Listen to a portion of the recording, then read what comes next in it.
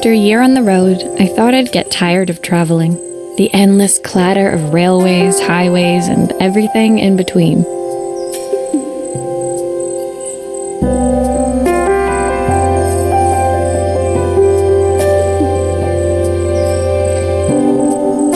But as my train pulled into the station at Bellariva, I felt every bit as excited as the first day of my journey.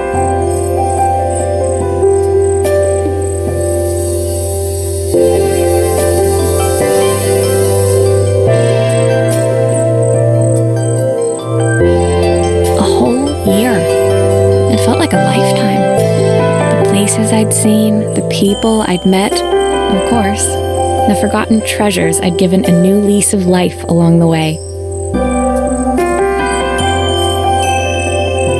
I'm a restorer by trade.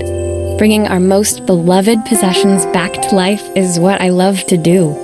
I'd been traveling for months, working my way from one town to the next, fixing everything from family heirlooms to VCRs. Bellariva was my chance to take a break. Unfortunately, that would have to wait until after I'd unpacked.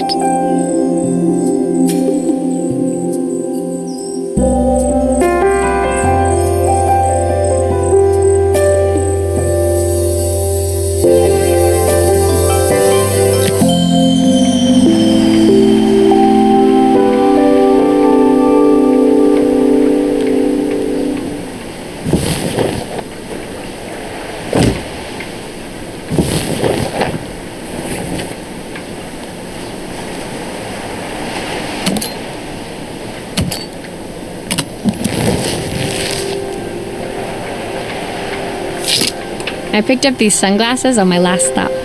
Hopefully I'm cool enough to pull them off. My passport. Not many blank pages left now.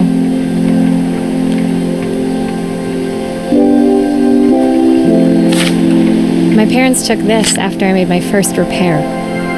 Seems like a lifetime ago. Looking forward to taking more close-ups of my fingers with this. I'll hand these out once I'm settled in. Fingers crossed they get me some work.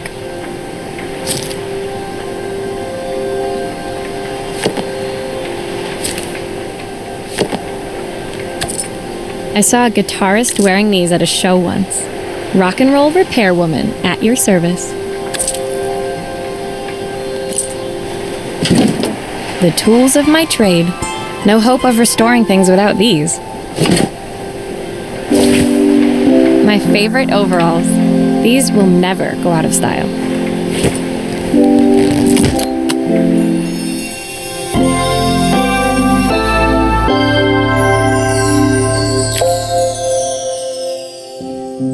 Finally, I'd made it to Bellariva. I'd come for the food festival, taking place in a few days' time. After living off TV dinners and instant ramen for the last few months, I was craving a decent meal. Of course, I'd need to earn enough money to pay for it, so I figured I'd head out the next day and find some work. My parents never wanted me to go. They wanted me to stay in their shop and have a simple, stationary life. I knew there was a world out there, beyond the four walls of our antique store, that I had to be a part of. I daydreamed constantly about the weird and wonderful places each of our antiques came from. I loved figuring out their stories, revealing the memories hidden beneath the screws and wires.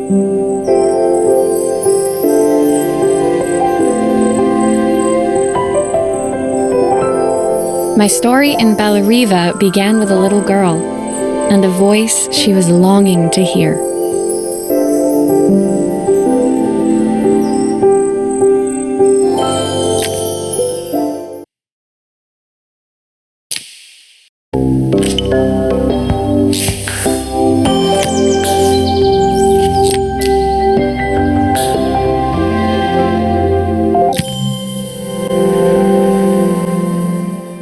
It was my first morning in Bellariva, and I couldn't wait to leave my hotel and explore. It was a quiet town, its streets and alleyways basking peacefully in the hot morning sun.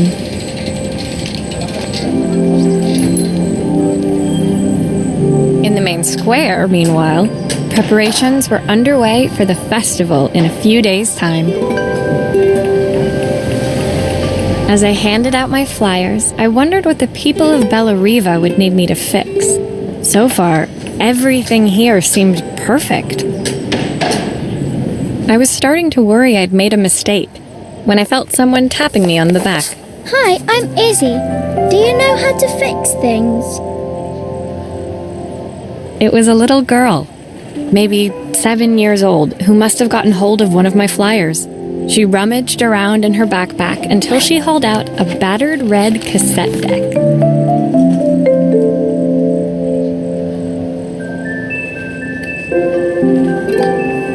My tape is broken and I can't make it work anymore.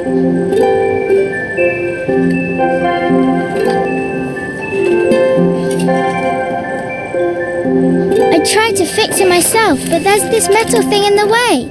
Can you try?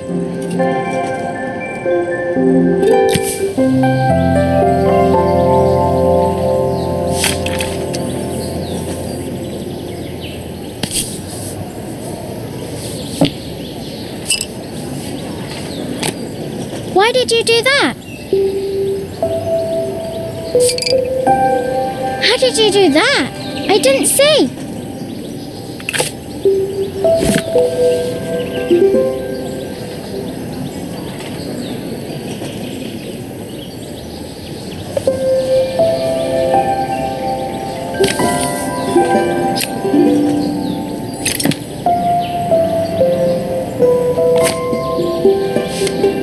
Aha! Those batteries look like they need replacing.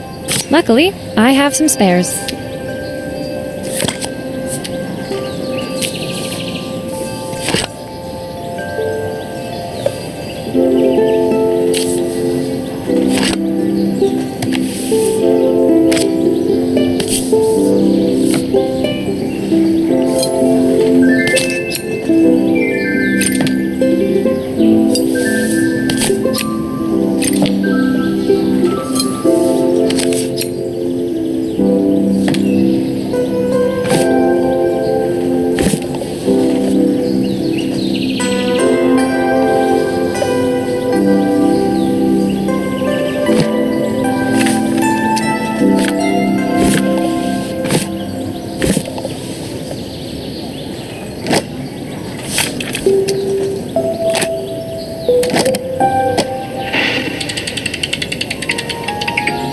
Will you dream a dream for me?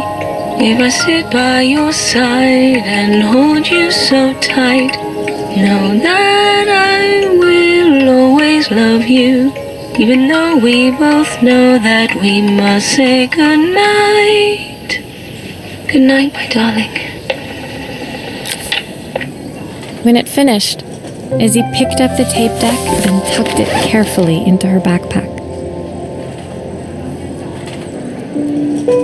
Thanks, Maria. You're the best person at fixing things ever. No problem. Who was that singing? They're very good. It's my mum. She's not here anymore. Izzy trailed off. It was the kind of silence a cassette tape would never be enough to fill. When Izzy's friends called for her, she dug deep into her pockets, looking for something to pay me with. Eventually, she produced a grand total of a stick of gum, 3 mismatched buttons, and a yo-yo.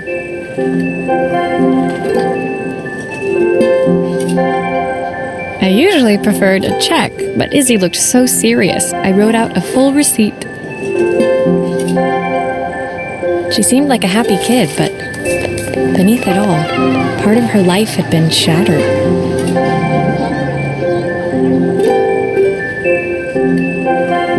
A part I wouldn't be able to fix.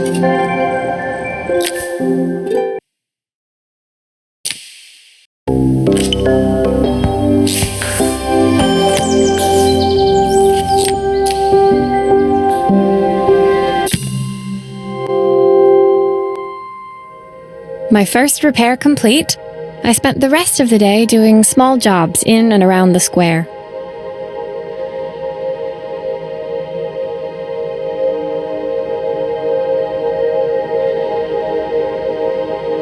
I was exhausted when I got back to my hotel and found a message asking me to make one more visit.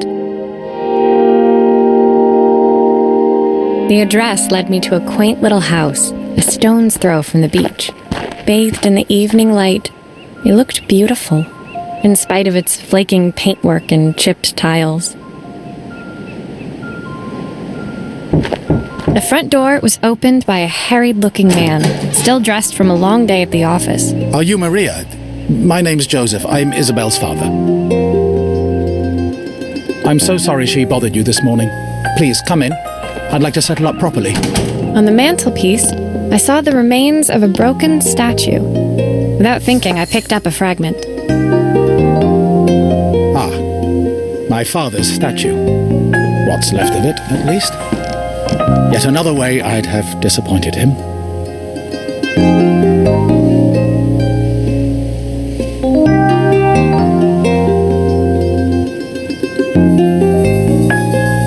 It survived 100 years in this family. But 5 minutes with Isabel and... Do you think you can salvage it?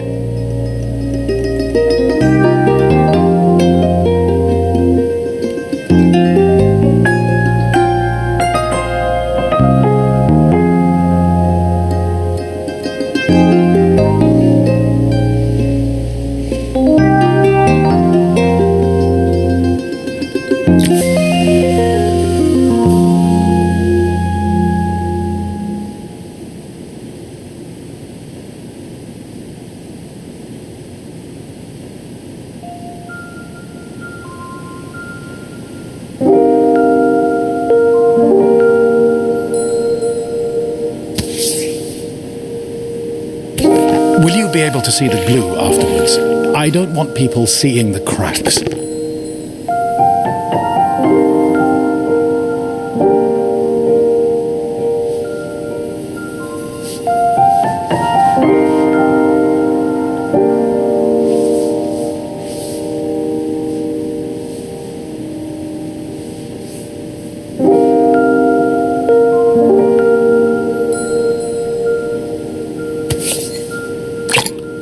Sometimes I think my daughter should come with a warning label.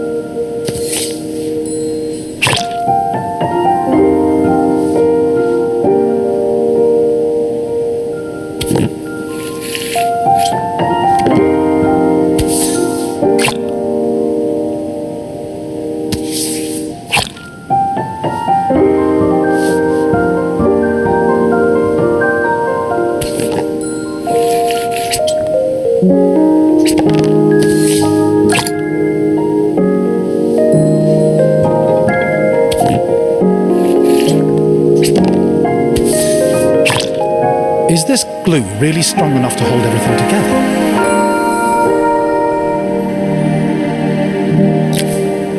Thank you, Maria. It looks as perfect as it ever did. My father wanted me to make something of myself. He didn't have time for anything less.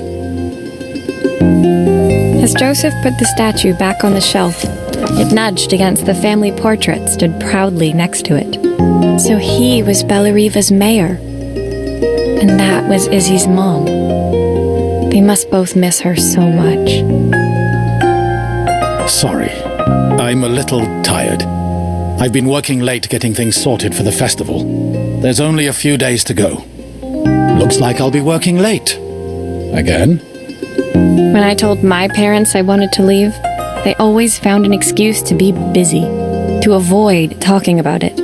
I guess keeping themselves occupied was their way of pretending it wasn't happening. Joseph's work must have been taking up so much of his time.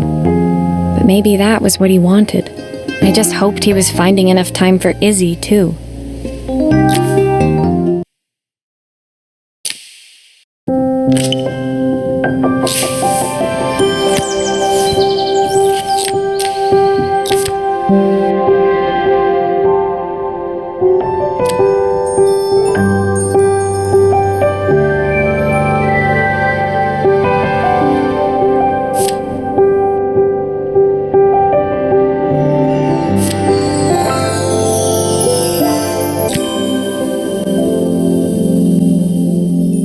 My second day in Bellariva dawned bright and clear. Another beautiful sunny morning.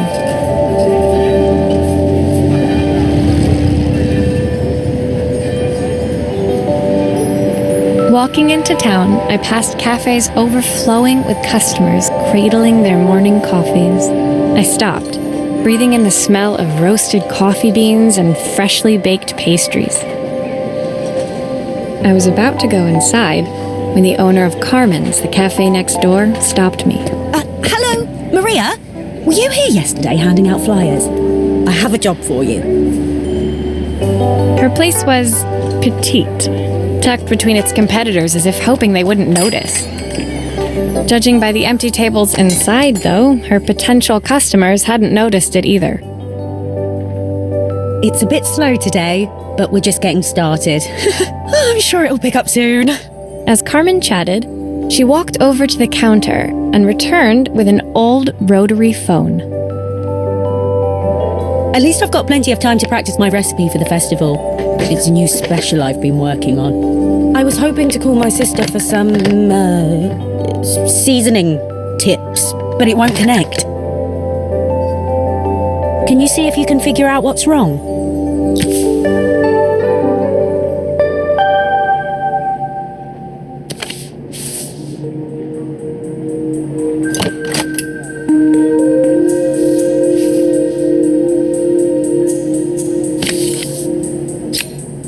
Obviously, we'd normally be much busier than this.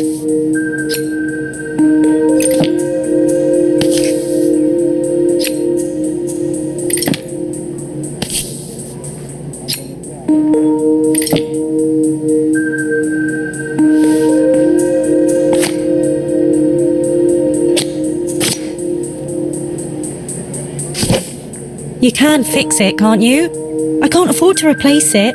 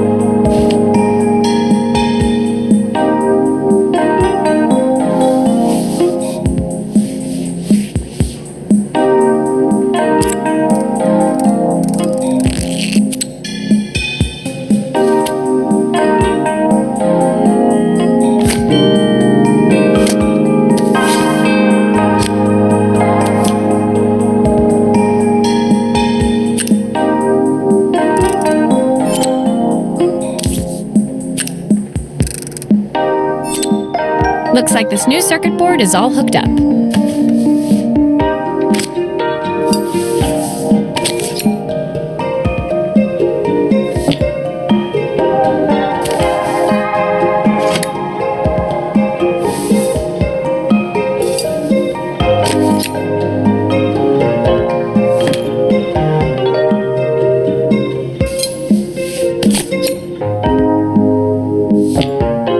Looks like like there's still a screw missing.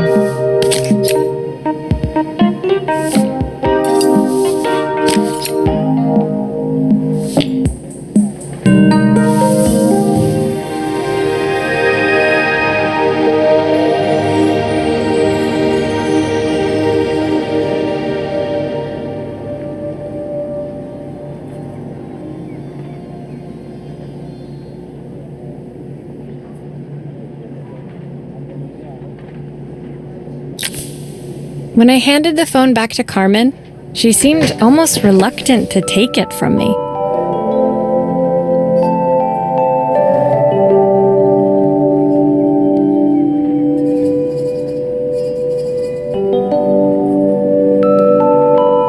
So it's all working now, is it? I don't have to leave it to dry or let it cool down? Nope, it's ready to go. It'll be ringing off the hook in no time.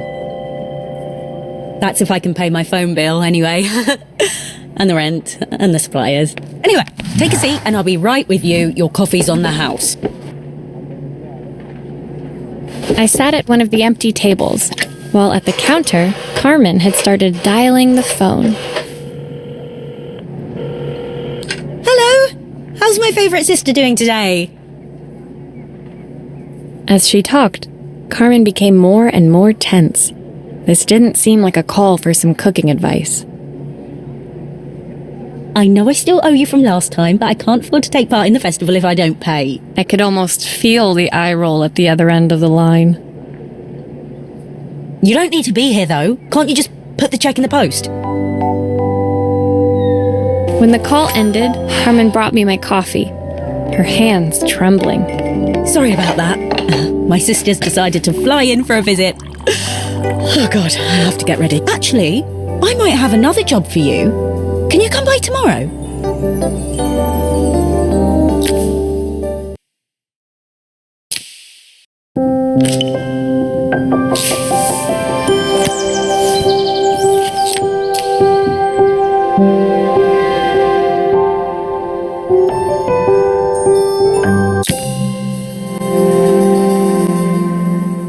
The next day, I'd promised Carmen I'd return to help her get the cafe ready for her sister's arrival. I was about to set out when I received an unexpected call from my hotel's reception desk. Apparently, another guest had asked for me by name. Curious, I took the creaking elevator up to the top floor and made my way to the room number they'd given. I knocked. You hear about the camera? It's about time. The woman in front of me was immaculate. Not a hair out of place or a crease to be seen. My sister tells me you know how to fix things. I'd usually go to an expert, of course, but in this town... So this was Carmen's sister? The two of them couldn't have been more different. Inside her room, I saw a beautiful reflex camera, any professional photographer's dream. The viewfinder is completely dark. I can't see anything through it at all. I assume you can figure out what's wrong?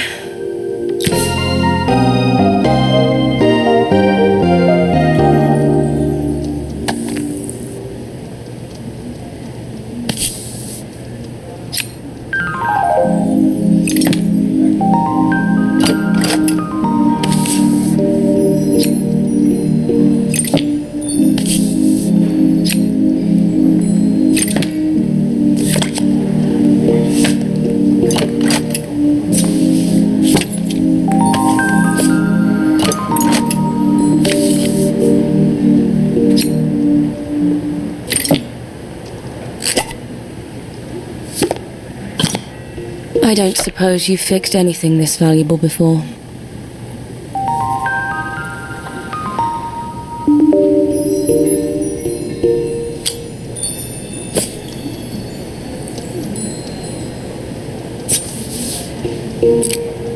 If I used the screwdriver, I could adjust the angle of the mirror.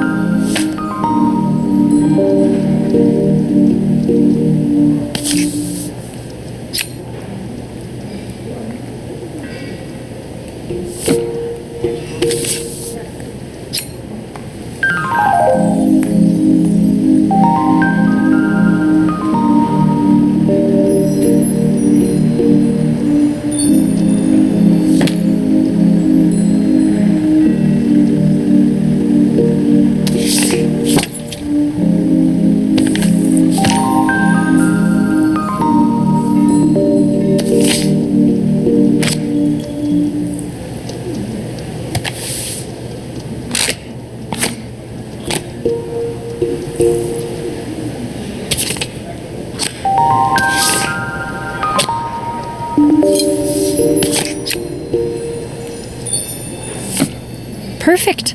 Now the viewfinder should be working.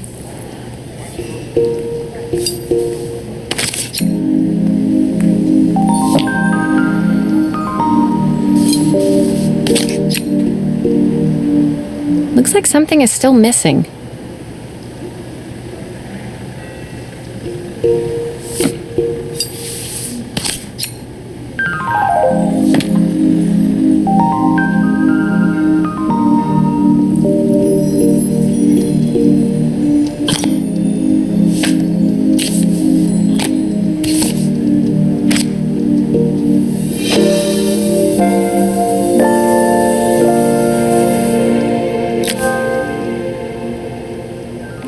I felt a pang of envy as I handed the camera to Helena.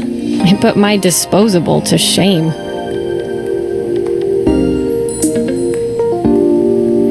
I picked it up on my first trip to Paris. It's a 1958 limited edition, the first of its kind. It cost me 3 months' salary, but it was worth it. I had no idea what 3 months' salary meant. It was strange, really, that we were even... I had no idea what 3 months' salary meant to Helena, but I was pretty sure it was more than I could afford. It was strange, really, that we were even staying in the same hotel. I'd picked this place because it was cheap and cheerful, but surely she could afford somewhere better? She took some test shots, fiddling with the camera settings until she was absolutely satisfied. This work is immaculate. At least there's one person in this town who knows what they're doing.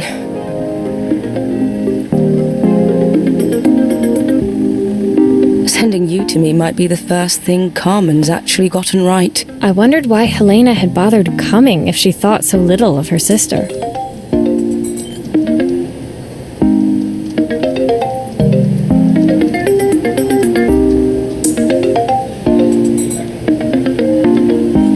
I hear nothing from her for weeks, and then when she finally does call me, all she wants is money. If she thinks I'm lending her another penny, she'll have to convince me it's not a total waste of time. That didn't sound good. If Hurricane Helena was about to hit, I hoped Carmen was ready.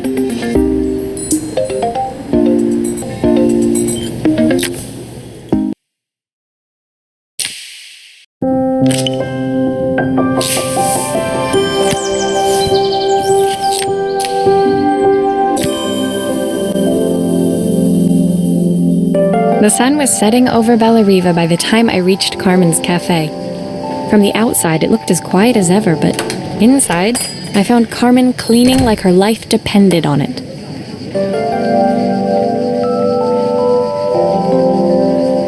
Maria! Oh, don't mind all of this. If Helena finds one speck of dust in here, I'll never hear the end of it.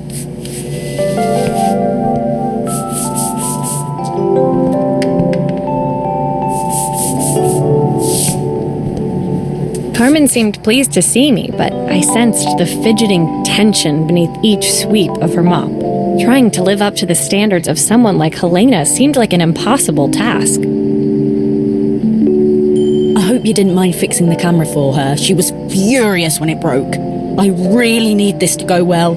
If she doesn't lend me the money, I don't know how long I can keep this place going. Carmen led me to a back room, where she'd laid out the components of what looked like a neon sign. I had this made when I first opened the cafe, but I'm hopeless with electronics. So there was supposed to be a sign outside. This might explain the lack of customers. I'd like to put it up before Helena gets here. Can you give it a try?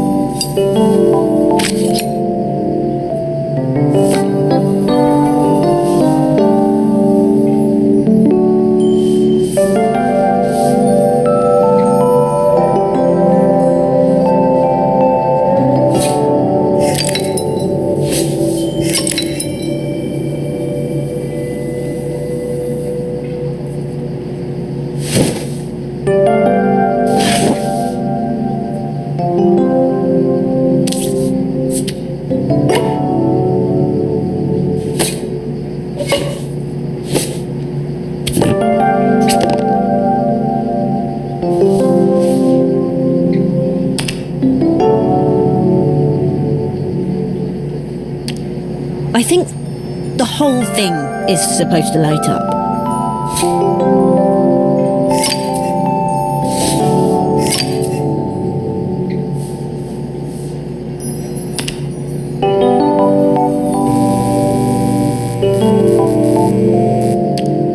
I don't know, it's a bit flat.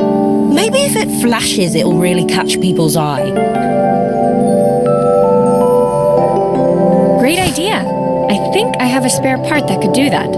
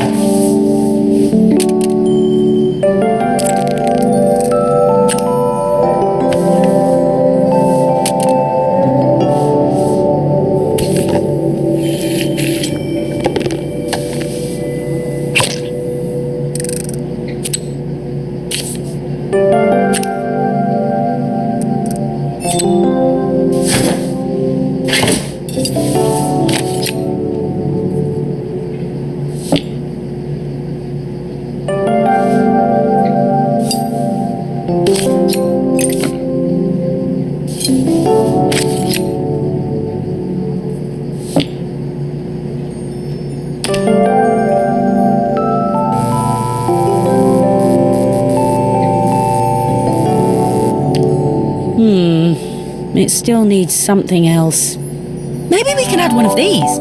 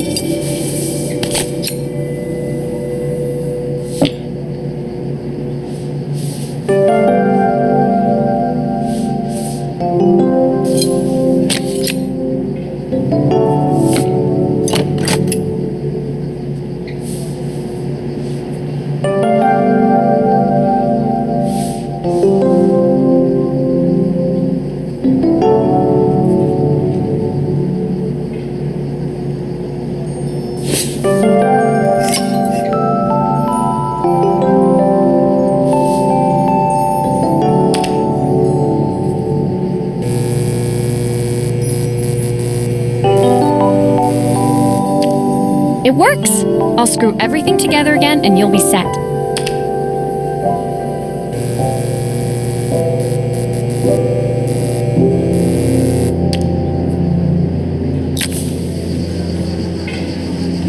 The sign fixed, we headed outside and mounted it carefully over the cafe door.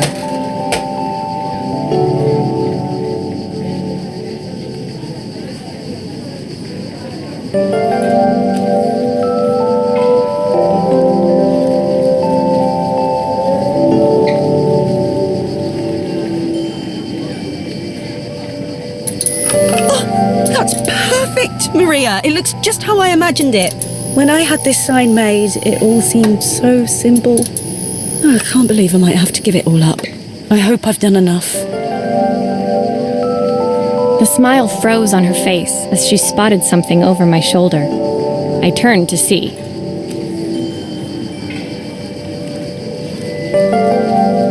Of course, my sister owns the only cafe in this entire town that isn't actually open. For better or worse, Helena had arrived. Carmen opened her mouth to explain, but Helena swept indifferently past her. Finally pausing in the doorway, she turned back towards Carmen. The first thing we're doing is getting rid of that hideous sign. And with that, she disappeared inside. I hoped Carmen's chances of saving the cafe hadn't disappeared with her.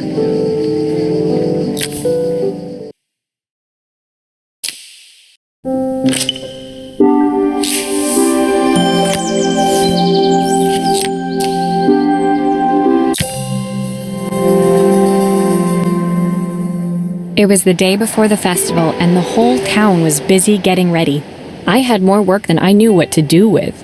When Joseph called with another job, I was craving the cool quiet of his and Izzy's seafront house.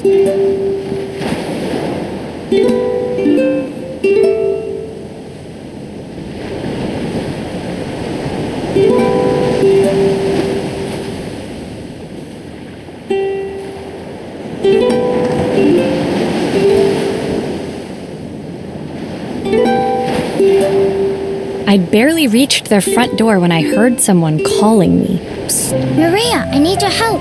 Quickly, it's top secret.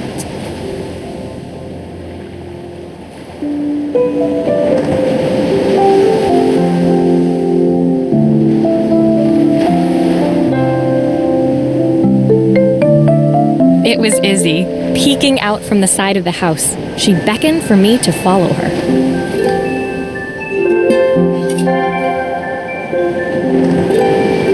She led me through to a beautiful, unruly garden overflowing with flowers of every color.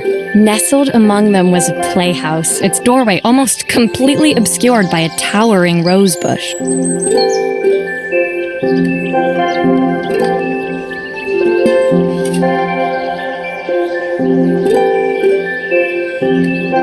You have to squeeze past it and breathe in real small, like this. Izzy took in a big gulp of air and crawled through the gap and into the playhouse.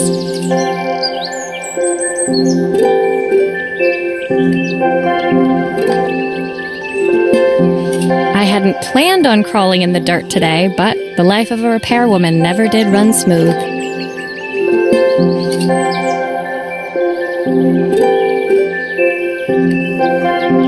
On the table inside, there was an electronic toy. Not exactly the usual stock in my parents' antique shop. I had an accident. I didn't do it on purpose or anything, but it won't turn on anymore.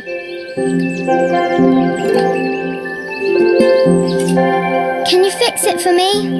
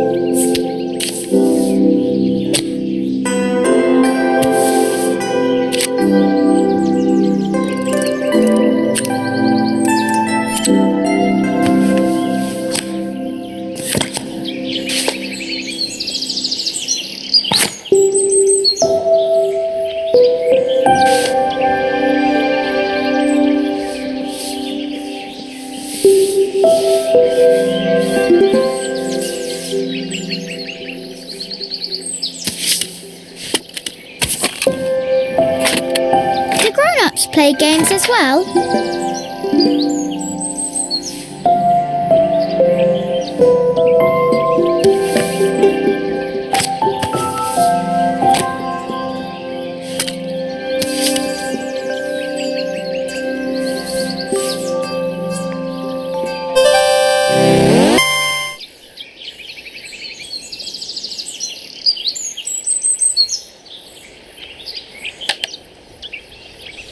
Looks like some of these wires aren't connecting correctly.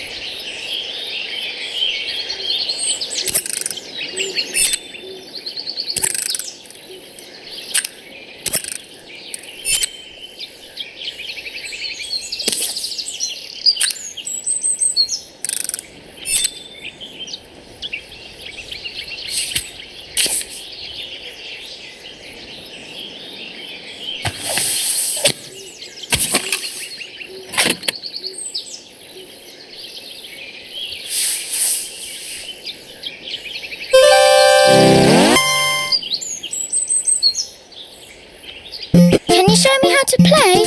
I tried before, but it was so hard.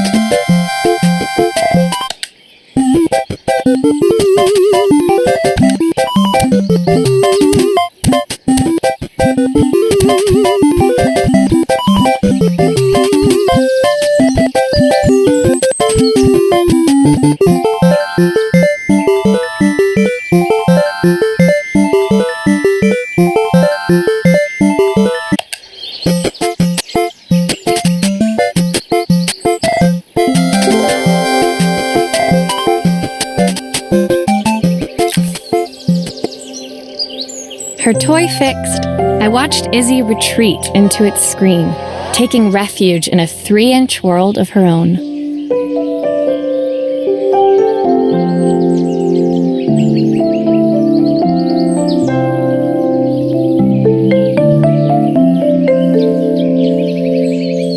Well, I'd better head inside. Your dad is waiting for me. Please don't tell him about the game. He'll think I broke it on purpose. Why would he think that? Because, well, I kind of dropped it really hard at the wall. Izzy looked down, scuffing her shoes on the worn floor of the playhouse. My dad said I have to go to this stupid festival tomorrow and put on a stupid dress. And I don't want to. All he cares about is working. He never wants to see me unless it's for his job. I'm not going. He can't make me. With that, Izzy dove back through the rosebush and disappeared into the wilds of the garden. She was so young. She couldn't be expected to see that her dad was struggling too. It made me think, had I really tried hard enough to understand my parents' point of view?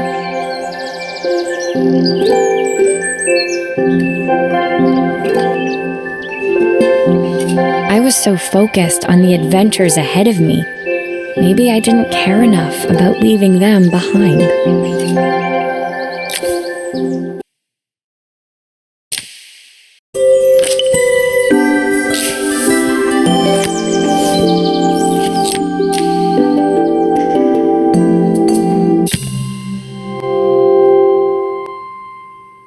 Leaving Izzy hiding in the garden, I walked around to the front of the house and rang the doorbell.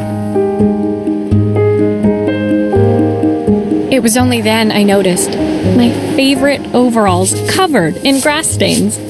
I scrubbed desperately, but it was too late. Maria, what are you doing? What happened to your clothes? I was, repairing a lawnmower. How unusual. Well, do come in. The job I've got for you is a little more delicate. Totally embarrassed, I walked into an orderly room filled with papers and ledgers. So this was his office.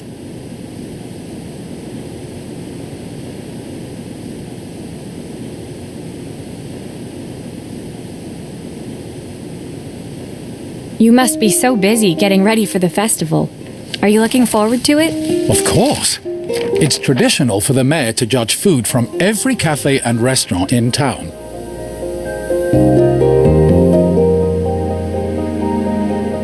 I'll be declaring the best chef in Bella Riva by this time tomorrow. Speaking of which... He unclipped the watch from his wrist and very carefully handed it to me.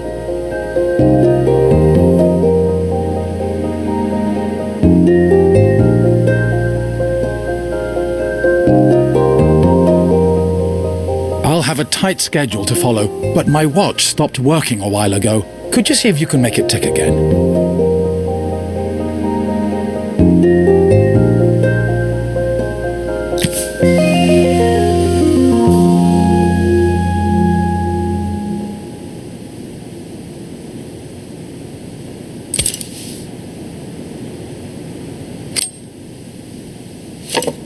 Are you sure it will all fit back together?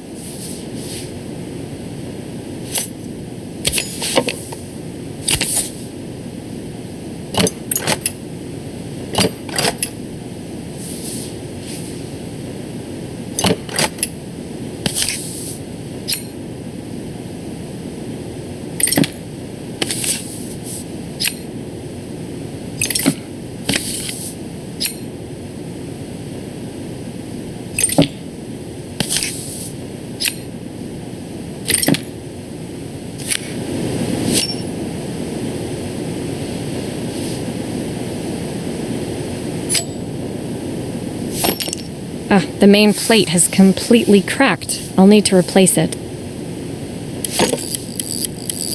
The cogs look good, though. If I'm careful, I can reuse those.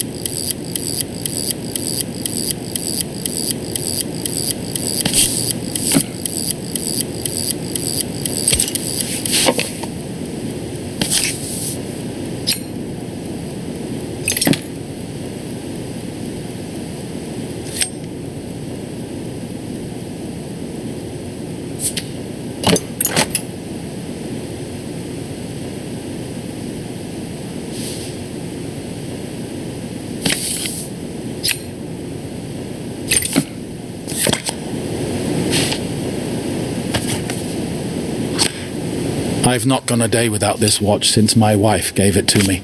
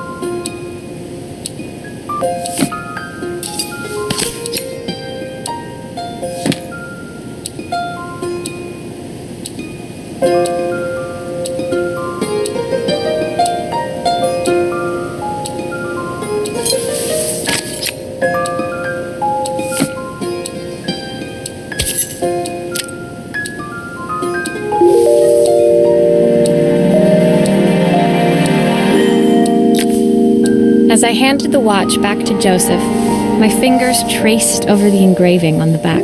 I hoped fixing this was one small way I could help him move forward. I can't believe it's working, Maria. Thank you. My wife was a brilliant woman. Feeling this ticking on my wrist, it makes me feel like she's still here. Watches measure minutes and hours like they're infinite. I didn't know we had so little time. Even with Isabel, I barely see her. And when I do, she acts like she hates me. Just then, the phone rang. Even when he was at home, his work was never done. Sorry, Maria. I have to take this. I'll see you at the festival tomorrow. As I left, I turned and saw him pacing the floor of his office, his watch glinting in the afternoon sun.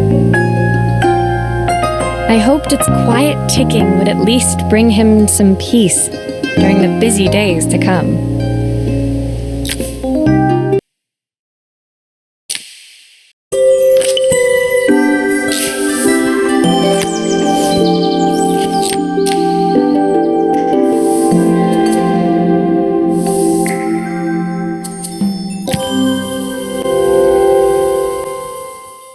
When my last job of the day brought me to Carmen's apartment, the door was opened by someone I didn't expect to see, Helena.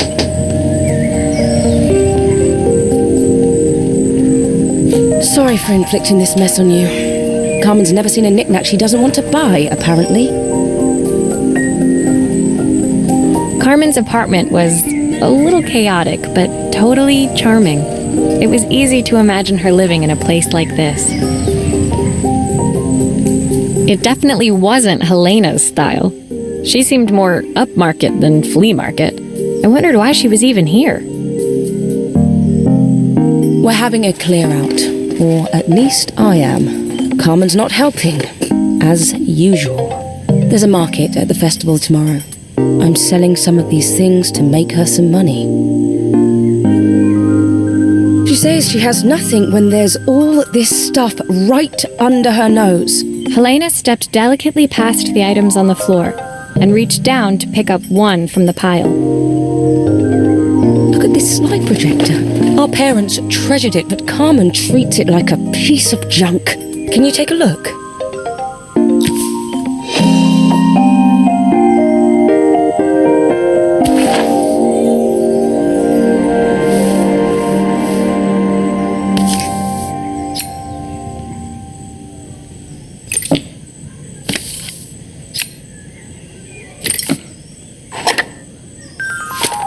Oh, typical. Carmen's even managed to get a slide stuck in here.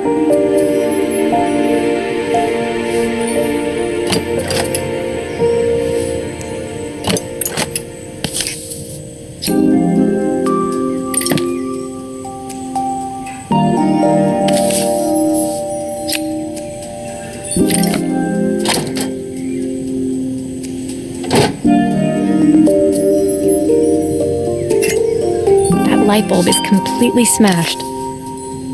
Okay, I'll need to redirect the light to the lens at the top for the projector to work.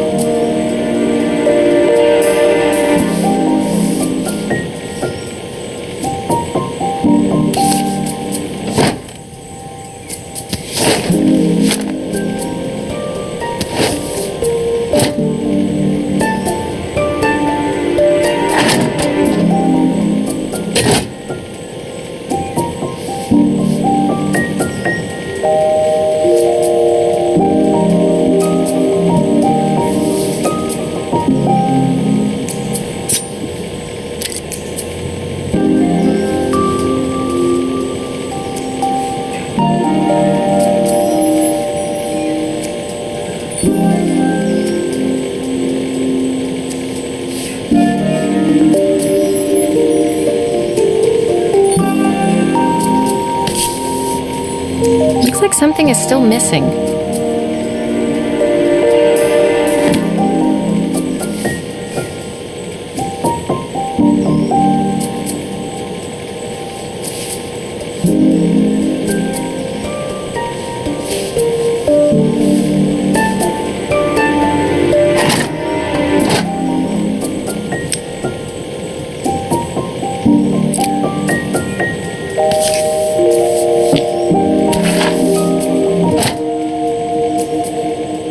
I was so excited when I moved to the city. Carmen, she looks so sad.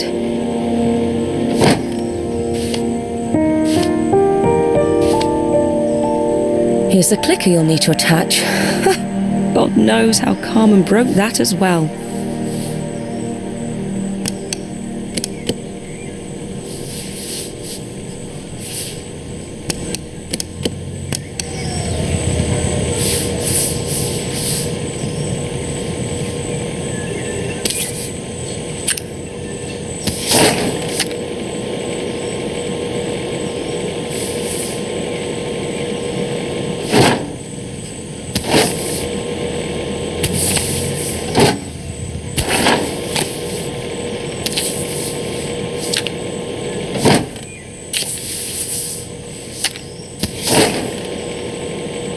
I think I've missed a screw somehow.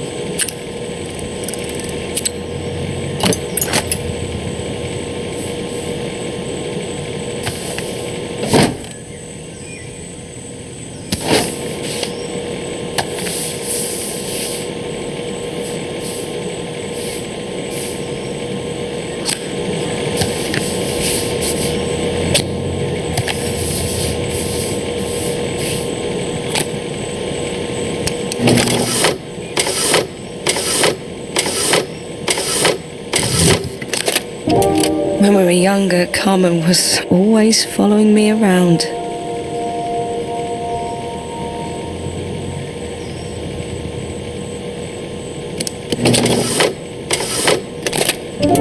I suppose she looked up to me.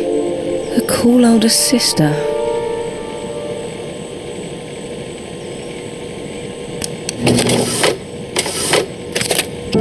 She used to ask me when I was coming home, but I was always too busy.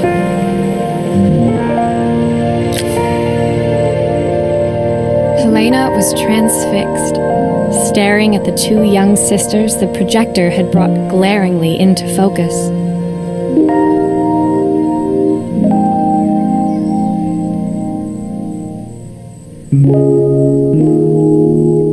I never meant to let her down. But you haven't, have you?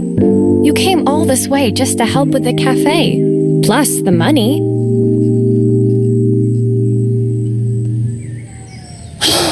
That's the problem. There is no money. I lost my job a few months ago. My savings are almost gone. I have nothing.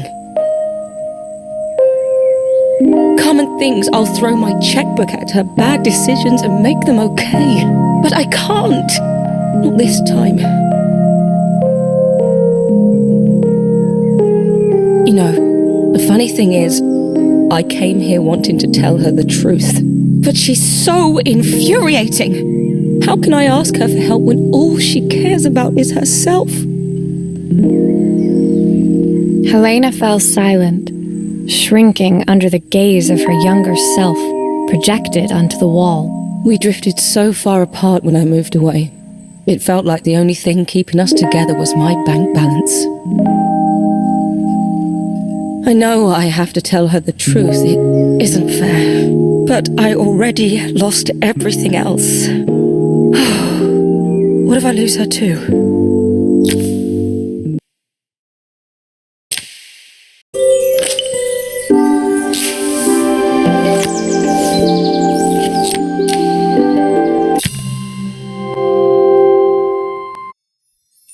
The day of the festival finally came, and after all my hard work, I was ready to put down my tools and pick up a fork. The smell as I entered the main square was incredible. Each stall was selling food even more delicious than the last. The competition would start any minute. Most stall holders were waiting anxiously for the mayor to pay them a visit. All of them, that was, except Carmen, who was still frantically chopping vegetables and stirring pots. Maria! Thank God you're here. Can I ask you the world's biggest favour? Helena was supposed to help me run the stall today, but she never turned up. Probably too ashamed to show her face. I can't believe she lied to me. Carmen was stirring so furiously she was in danger of tipping the pot over altogether. The mayor will be here any minute for the judging, but I'm almost out of my special. She wasn't really going to ask me, was she? Not on my day off. I have a stove ready to build and everything. Can you set it up and make me a spare batch?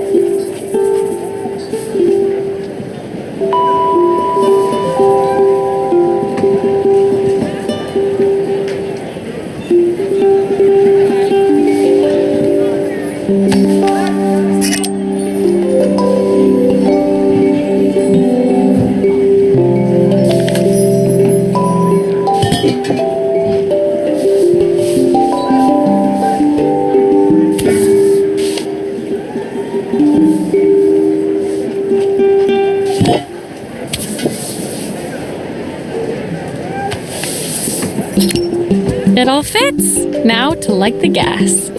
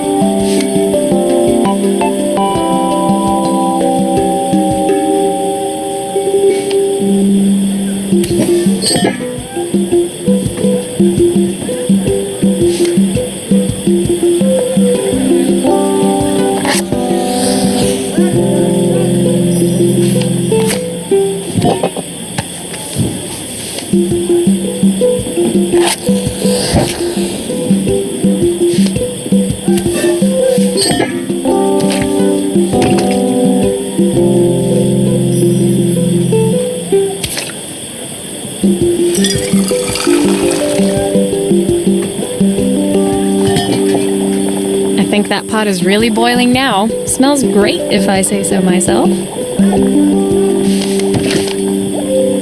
Here are the ingredients that Carmen's given me. What to add first?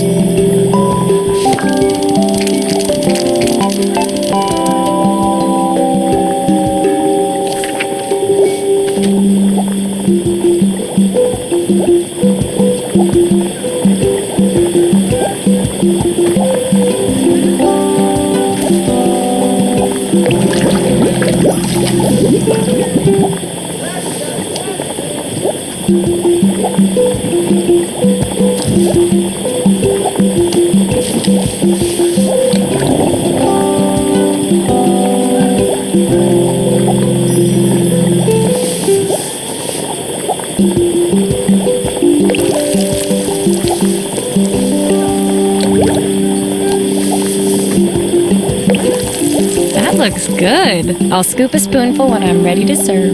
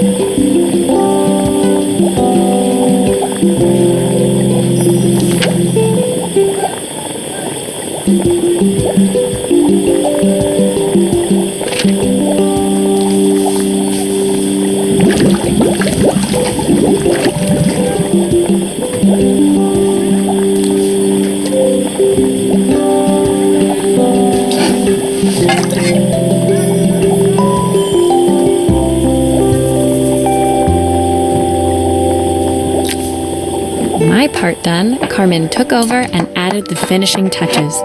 It was just in time, as a moment later, Joseph arrived with Izzy in tow. Carmen anxiously handed them both a serving. That was so tasty. Can I have some more, please?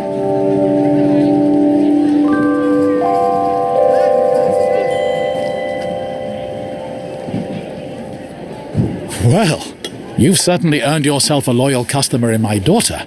We have a few more meals to taste, but so far you are one of the best. Good luck.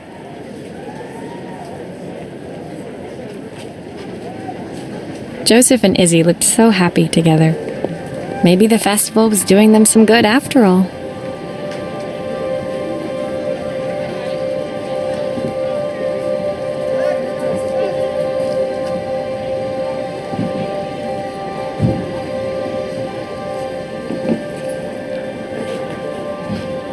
Carmen, on the other hand, seemed annoyed.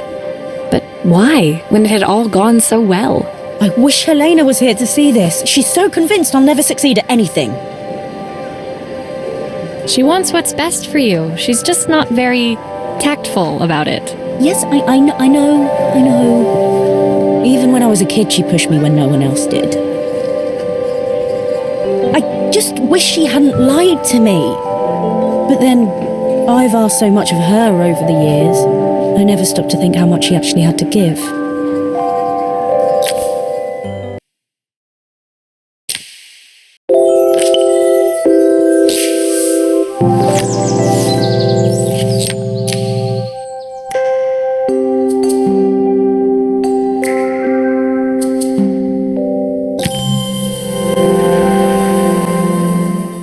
The festival finished. I only had one day left before I had to catch my train and leave Bella Riva behind. I couldn't go without saying goodbye to Carmen. So, that evening, I made my way to the cafe. It was unrecognizable. She'd done it. Best food in Bella Riva. Half the town was outside waiting to see what the fuss was about.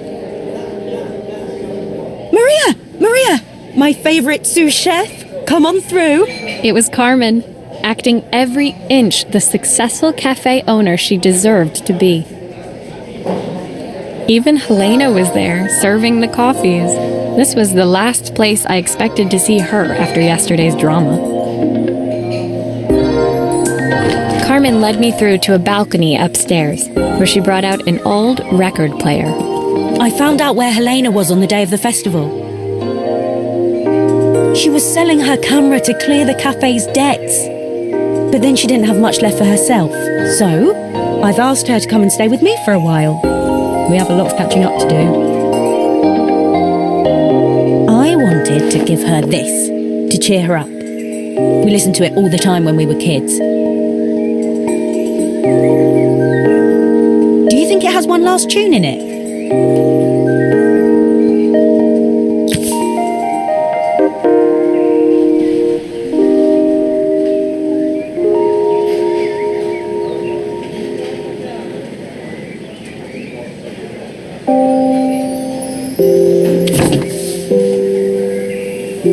Okay, let's see what happens when we turn this on.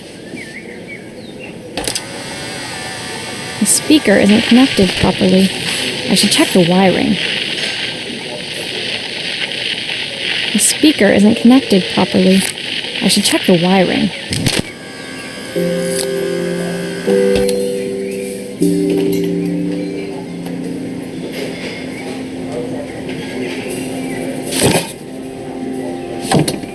Here's the problem. This wiring isn't connected properly.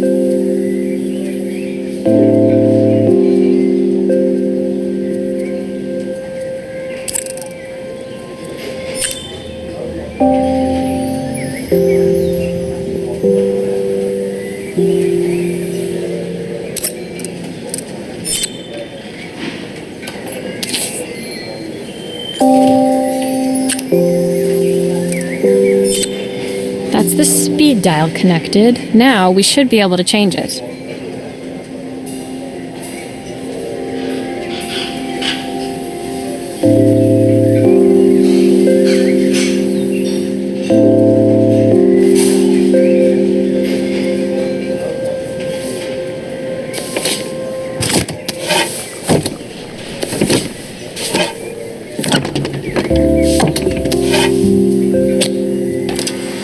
The speaker isn't connected properly. I should check the wiring.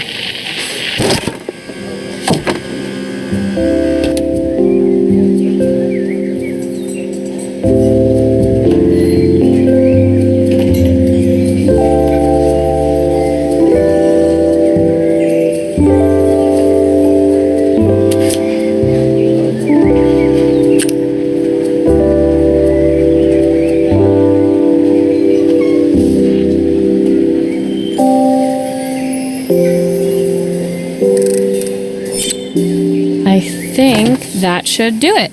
This record should play beautifully.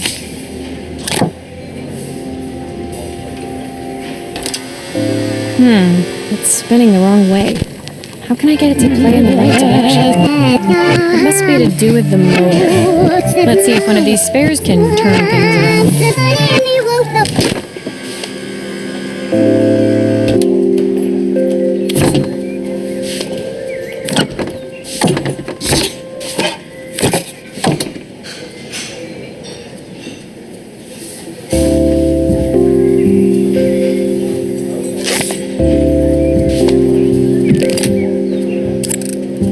If I turn the volume up, I should be able to hear it now.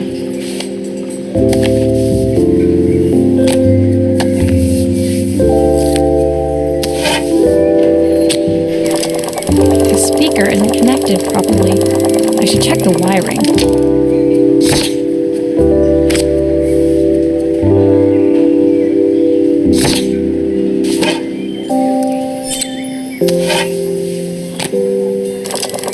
This motor doesn't seem to work.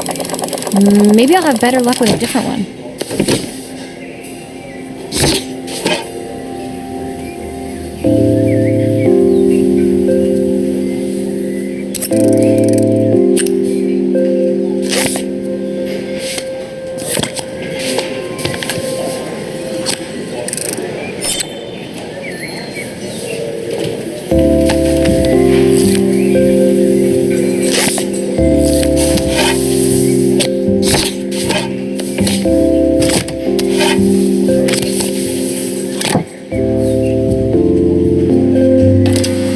Well, it's playing in the right direction.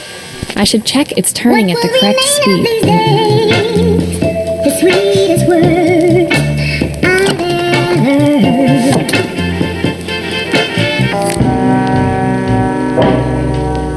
What will remain of the smiles, the ones that stole my heart that day?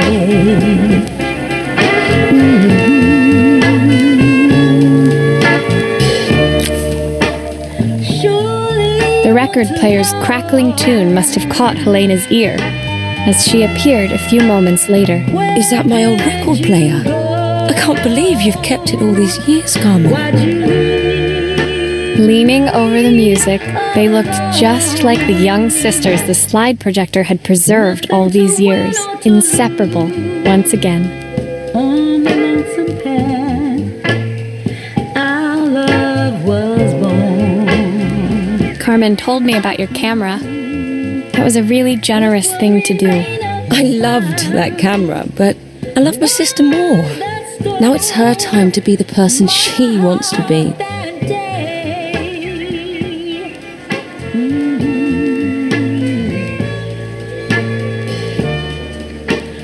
I'm going to stay here with her for a while. Make up for lost time. Carmen and Helena's relationship wasn't suddenly going to be perfect, but they were both prepared to try. And to think, it had all started because of a call Carmen made about some seasoning tips. I guess in the end, maybe it wasn't so hard to just pick up the phone and dial. I hadn't spoken to my own parents in a year. I wanted to hear their voices more than anything.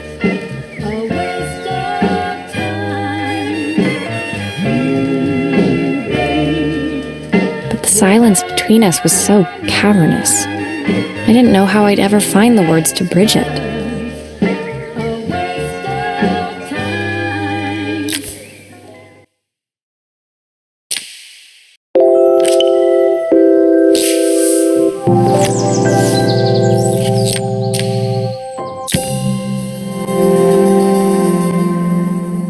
My final morning in Bella Riva, I received one last call out to Joseph and Izzy's house. I knew I had to pack, but I figured I could squeeze in one final job before I had to leave.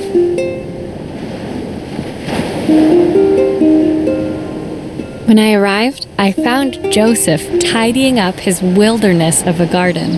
The playhouse was already cleared. Inside, I could see Izzy happily testing out her screwdriving skills on the back of her cassette deck. You've made quite the impression. Izzy, tells me she's going to be a repairwoman like Maria. I'm sure she could be anything she wanted if she put her mind to it. She could. She's a brilliant child. Spending the day with her at the festival, I haven't had so much fun in ages. I wanted to give her something before she starts to forget. Inside, the house was transformed, flooded with light and the sounds of the garden. It felt alive again. This would be my last repair in Bella Riva, but it felt like it was the house that had really been restored. It's a music box. It used to play beautifully, but now when I wind it up, nothing happens. I'd love for Izzy to hear it sing again. Can you help?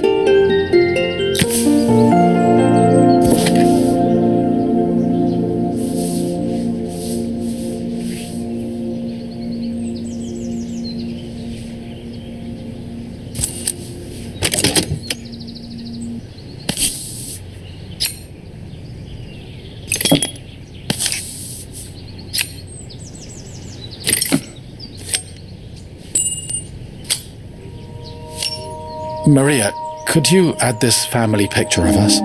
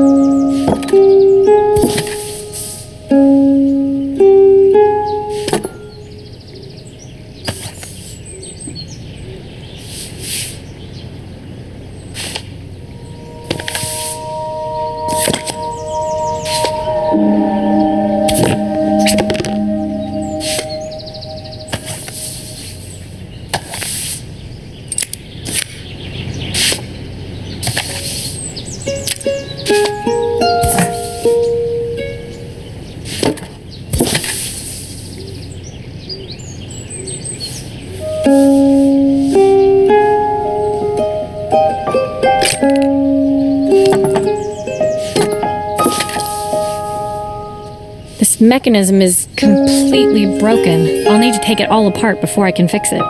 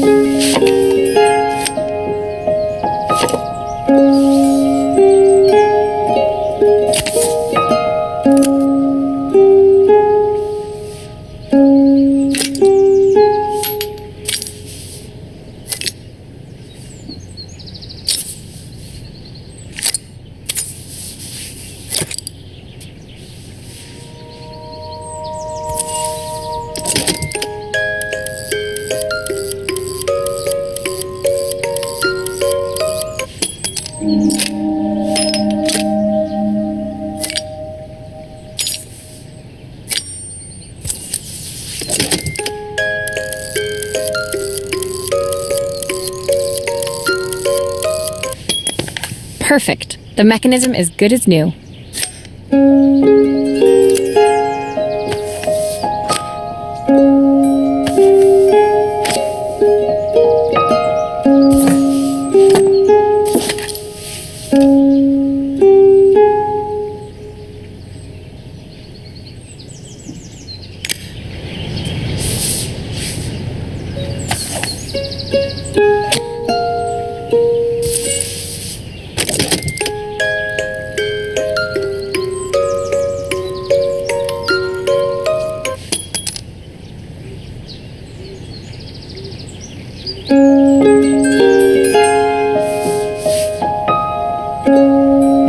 sure I screw everything back together.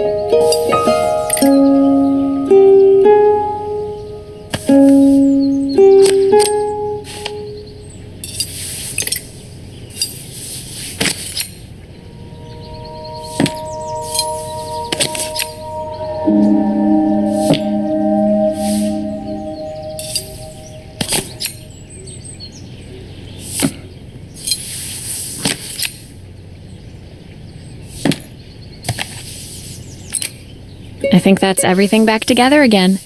I should play it to make sure.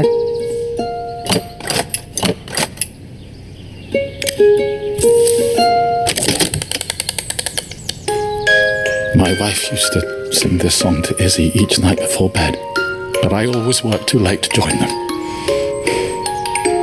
Will you dream a dream for me if I sit by your side and hold you so tight?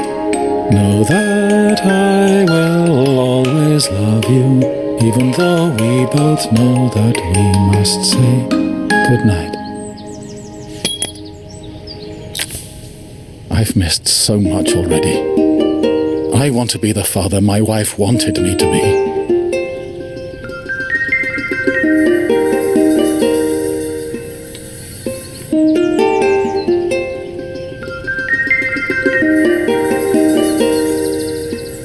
I've ended up so much like my own father, working all the time.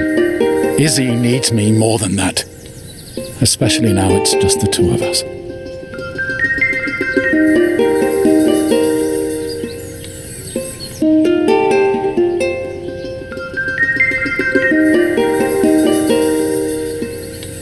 My daughter comes first.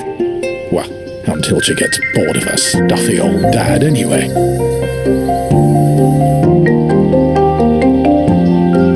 I'll never ever get bored of you, Dad. Izzy came running into the room where Joseph scooped her up and onto his shoulders. She gazed at the music box, her eyes shining. I'd never seen her look so happy. Thank you, Maria, for everything. The things you fixed for me. I'm so glad to have them back. Joseph was a good father, and I could tell he was determined to be an even better one. When it came down to it, that was all any of us wanted. A second chance to make something right.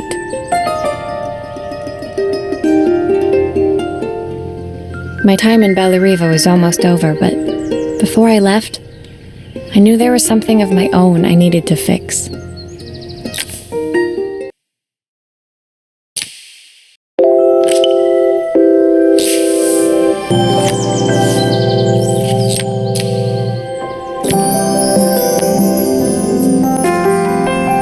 My time in Bellariva was almost at an end.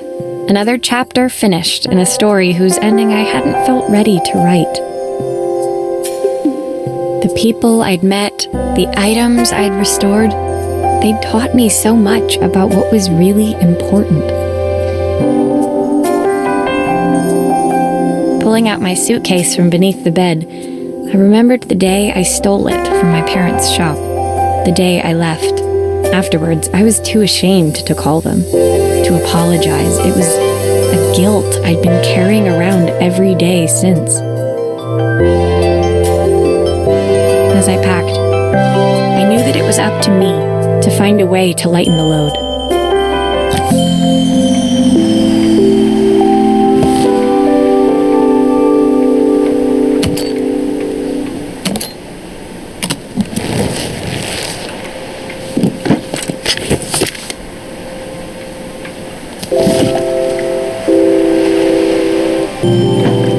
The recipe for Carmen's special. I'm under strict instructions to guard it with my life. Joseph's idea of light reading for the train. It does look thorough.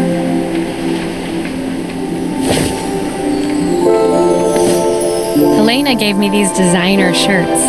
Not sure I'll pull them off as well as she does.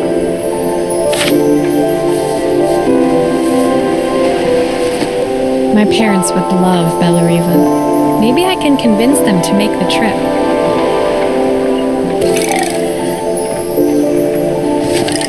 Izzy gave me this in exchange for my repair manual. She'll be a pro in no time.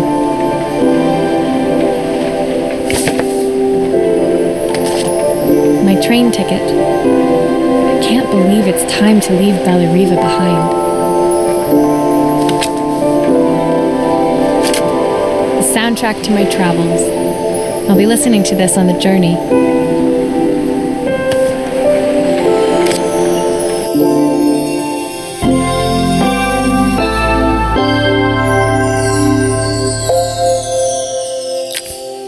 My suitcase was full, but it was my heart that felt heavy as I made my way to the station.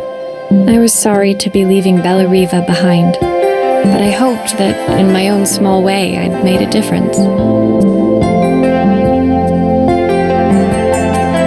Helena and Carmen's reunion was possible because they'd learned to overcome their differences.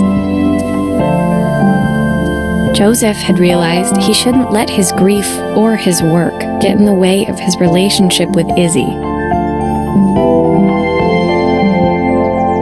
They'd each learned to see things from someone else's perspective. Maybe it was time I saw things through my parents' eyes.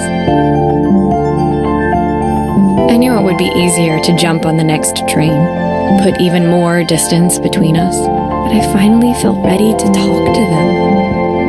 I just didn't know if they would feel the same. Did I even remember their number?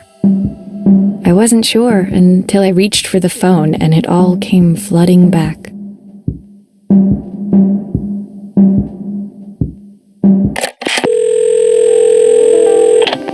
Mom? Dad? Maria? Is that you?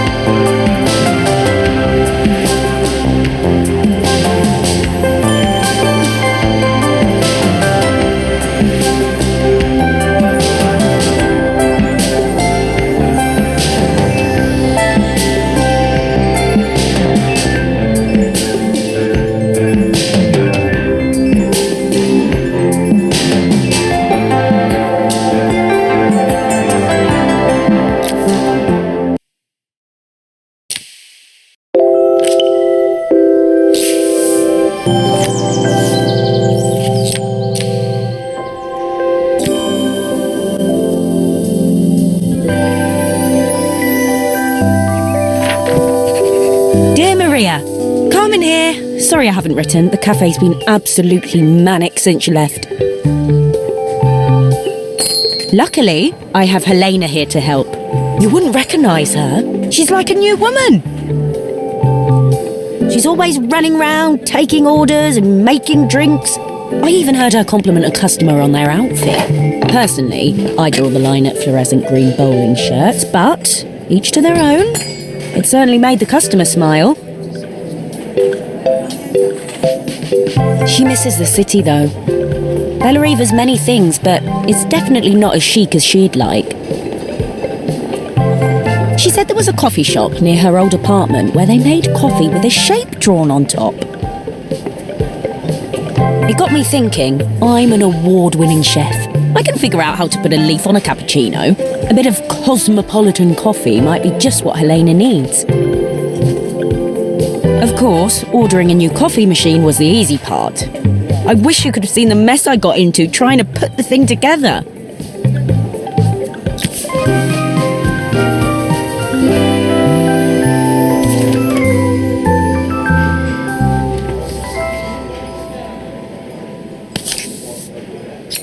I saw Maria use her screwdriver a million times. Taking this apart will be easy.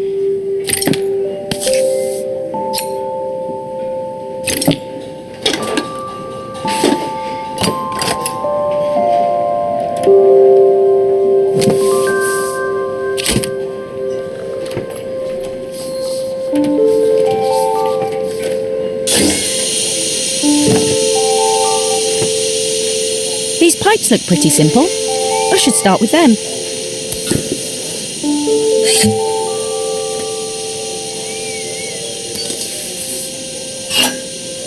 need to connect all the pipes correctly to stop the steam pouring out.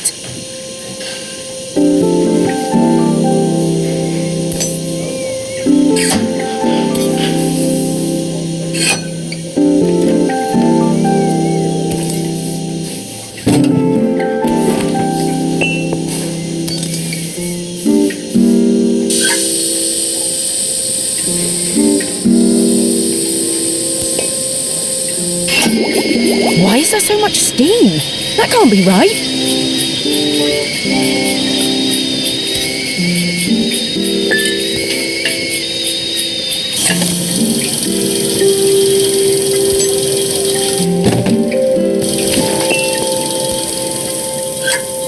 The pipes are all connected, but there's still steam everywhere. Something's in the wrong place.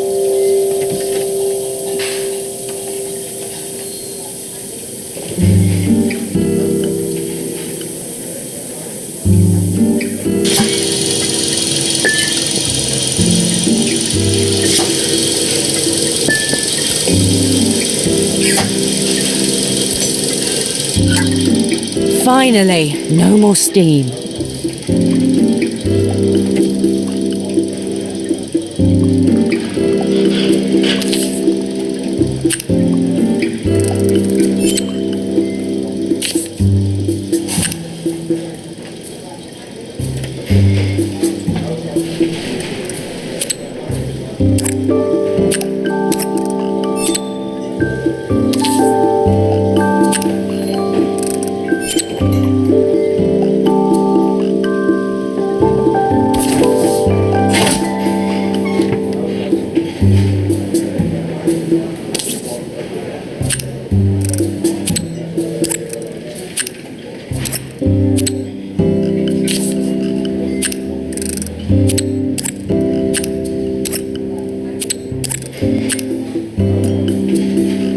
It doesn't seem to work unless the circuit lights are all green.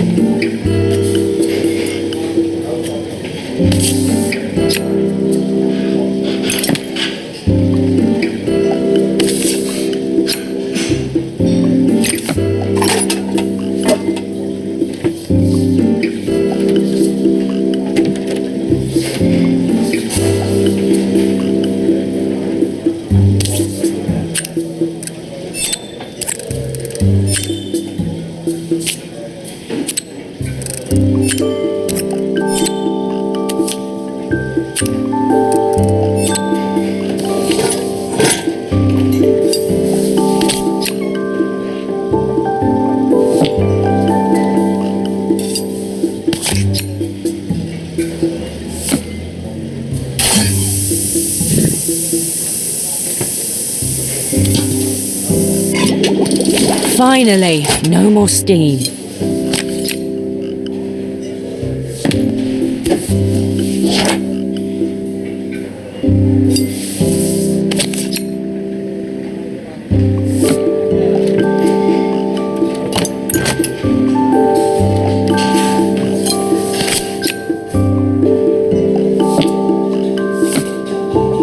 I think that's everything. Better test the buttons, just to make sure.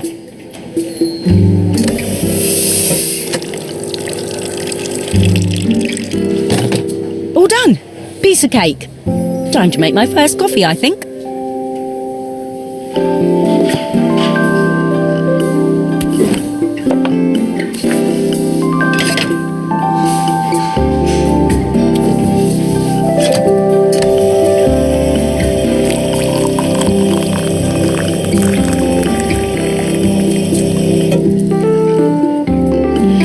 Smells delicious.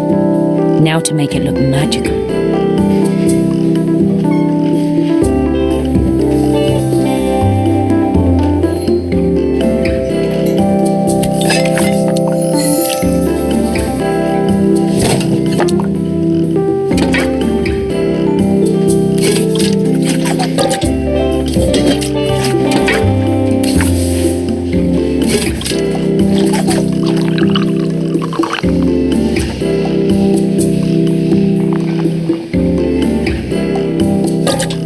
A perfect coffee.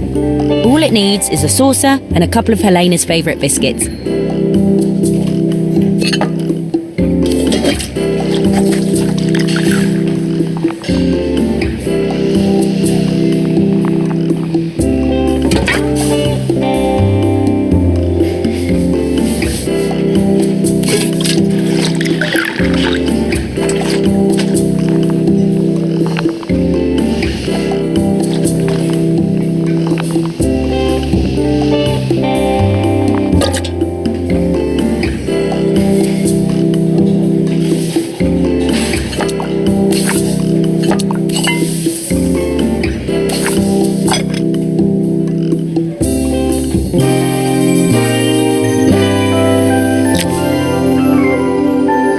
I was feeling more has-been than coffee queen by the time I'd made a drink fit for human consumption.